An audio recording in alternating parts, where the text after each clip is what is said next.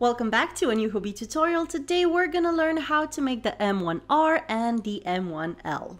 The M1R means make one right and the M1L means make one left. Yeah, that's right, kitty. I like to mark my raglan stitches using stitch markers. This way I know exactly where I need to make my increases. We're gonna start off with the M1R, which is the make one right first. And you start by picking up the strand between the two stitches with the left needle coming from behind.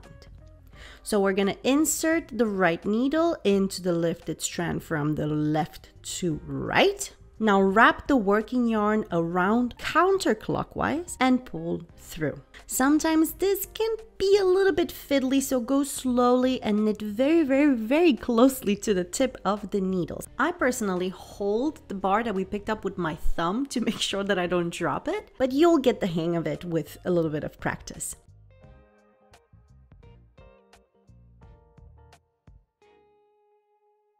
Then you knit your raglan stitches, the one that are in between these increases.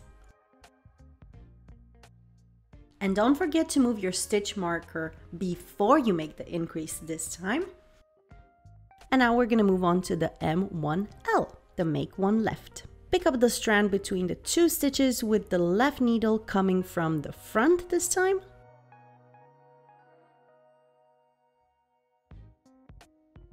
Insert the right needle into the lifted strand through the back loop.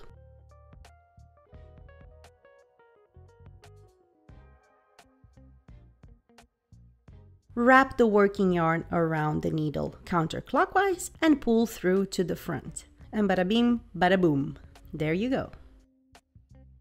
The difference between these two increases is that the M1L is left slanting, so it's leaning towards the left side, and the M1R is right slanting, so it's leaning towards the right.